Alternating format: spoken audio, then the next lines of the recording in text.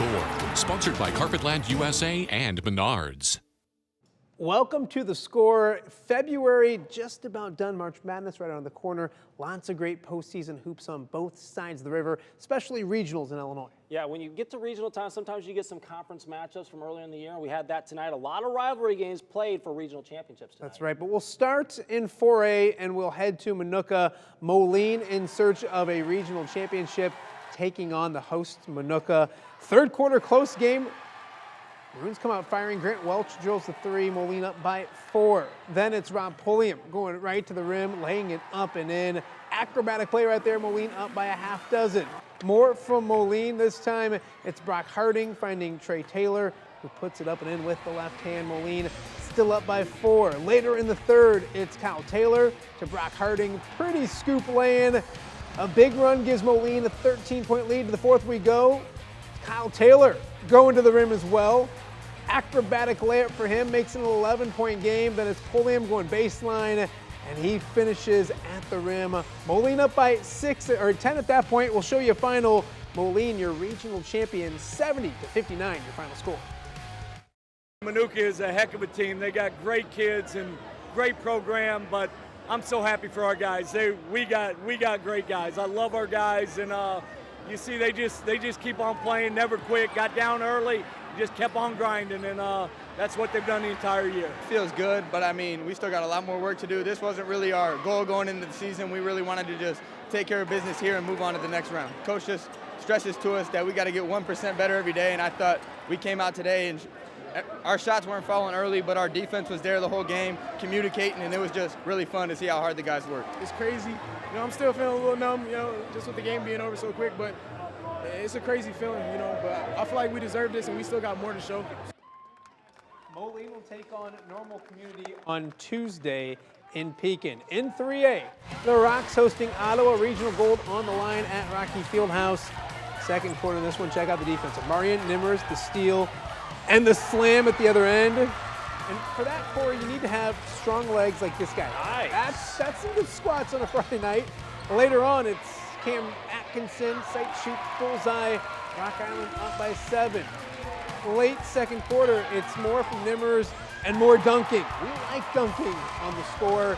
7-point Rock Island lead at recess. To the third we go, and Baker Beal takes over inside. The senior with the bucket right here. He scored the first 8 points of the third quarter. Rock Island builds an 11-point lead. More from the home team in transition. Nimmers, the no-look beauty to Atkinson for 2 more. Nimmers had 19 on the evening. Rocks up by 15, and Collins says wave this one goodbye. Marian Anderson, corner 3. It's a 22-point lead at that point. Rock Island, your regional champs in style, 71-48, your final score.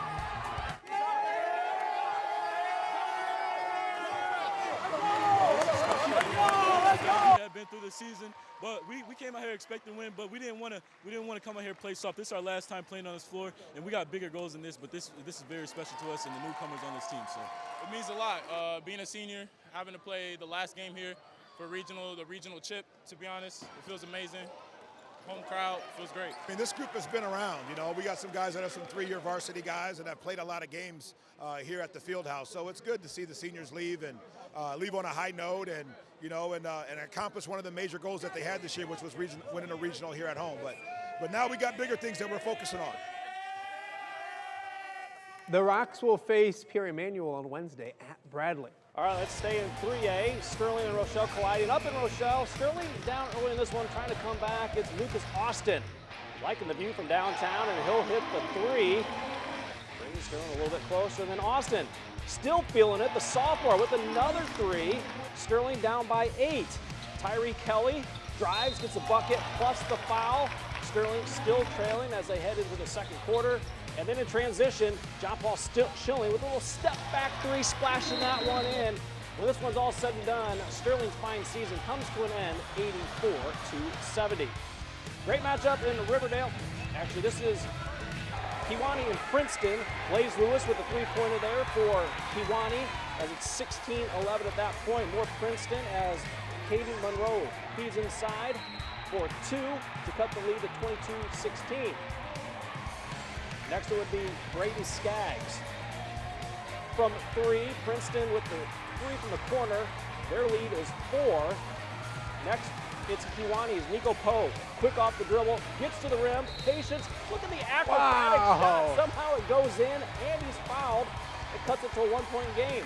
Third quarter we go. Monroe feeds down low to Grady Thompson for the bucket in the post, 35-33. And then one more from Thompson. A 3 from the corner. Princeton up by 5 at that point. Let's check our final in this one. It goes to Princeton. They get a little revenge, 71-63. Now let's go to 1A. Ridgewood coming off 7 overtime battle as they face LTC rival United. Opening quarter, Lucas Kessinger with the steal. He'll go the other way. The bucket and the bump, and he's all fired up. They're off to a 7-0 lead in this one. Let's go to the second quarter. United starts to get things going. It's Cormac Flynn with the layup. That'll cut it to 15-14.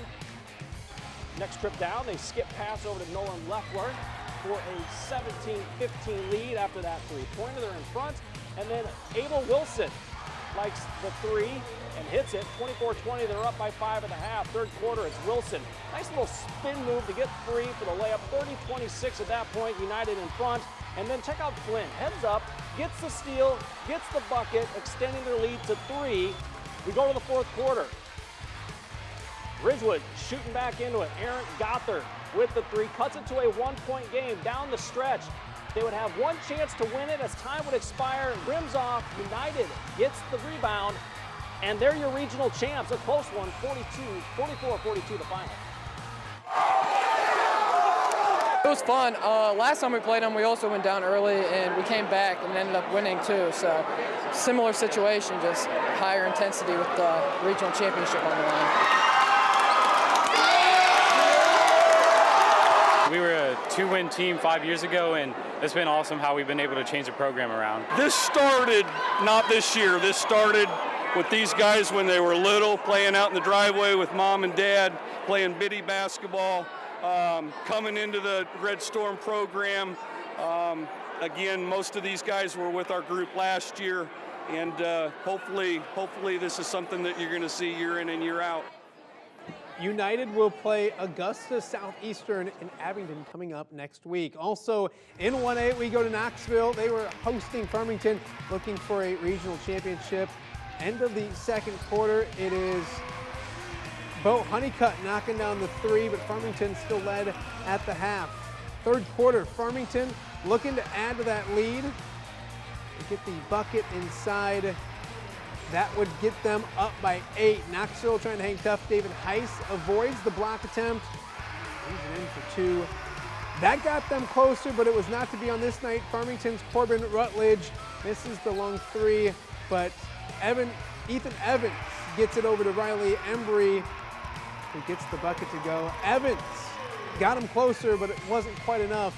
Knoxville falls in this one 54-44, your final score. Let's head to Brimfield. It was A-Town taking on Peoria Christian. A-Town down, but looking to come back. Baseline, or he should say free throw line jumper right there. Got him closer. The 3 gets him even closer, but this one belonged to Peoria Central. We'll show you the final, 52-40, your final in that one. Let's go back to 2A. Rock Ridge, actually we'll show you some scoreboards. It is Scales Mound moving on. They knock off East Dubuque, and it is Sterling Newman knocking off Freeport Aquin, 55-44, your final in that one. Let's head to Pleasant Valley. Pleasant Valley taking on Iowa City West in this one, and it's the nice move inside by PV. They get the bucket there by Bryce Rubel to take a 5-point lead. More from the home team. Joel Lawler hits the bucket right here. 25-20, PV in front. West looking to stay close. Jermylan Gardner with the bucket. Gets the lead down to 1, but PV would recover. Lawler again using the window for 2. Got the lead back up to 3, and then it's David Gorsline. Crashing the offensive glass, getting the putback. 29-27, close one throughout. Pleasant Valley pulls away late. They win this one 60-46, your final score. All right, let's check in on the defense here. Davenport North. Wildcats hosting this one. Opening quarter for this one is George Rucker. Knocking down the 3. And the home team is down by 1. Next is Hempstead going to Cameron Feast slamming this one down, and the visitors secure that 1-point lead. Then it's Derek Like. Likes that shot. 3, 11-7. I might have said it wrong, but it worked, didn't it? James Porter for 2. Getting the bucket to fall. 11-9 at that point, and then Nolan Mosier beating the buzzer with this 3. The skip pass across. He'll knock it down. 12-11 at that point. Davenport North in front. Hempstead comes back to win by 1, 52-51. Hey, congratulations to Burlington. We'll get to that in just a second. But we'll go back over to the Land of Lincoln, 2A battle between rivals Rock Ridge and Riverdale. Nate Henry, fadeaway jumper right here. Physical battle, back and forth we go. Rockets take a 7-point lead at that point. Rams with the counterpunch. Brandon Stone with 2 of his 24. Rock Ridge led by 5 at the half. Riverdale keeps the heat coming. Kyle Smeltsley from downtown. It's a 2-point deficit. Rock Ridge's Landon Bull playing good, glides in for 2, 32-26. Riverdale strings in some buckets. Stone drills the triple. We got a tie ball game, but Rock Ridge would have the answer. Jace Whiteman from behind the stripe. Every Whiteman seems to be able to shoot the basketball. That got Rock Ridge the lead. And then Nate Henry with the steal. He shakes a man and drops 2 of his 18 on the night. Intensity, the name of the game. Riverdale's Andrew Malone. Look what I found. Riverdale back within just 1 late. Whiteman making plays for the Rockets. 3 of his 17. It's on to the 4th quarter. This one was a good one. The key play for the Rockets, backdoor to Henry, who goes high for the slam. Rock Ridge feeling it, the fans feeling it. Then it's Brody Whiteman somehow escaping the defense to Henry. This gives them a 5-point lead. Rockets hold on to win this one. It was a great one. 58-52, your final score. We had some good plays from some seniors down the stretch.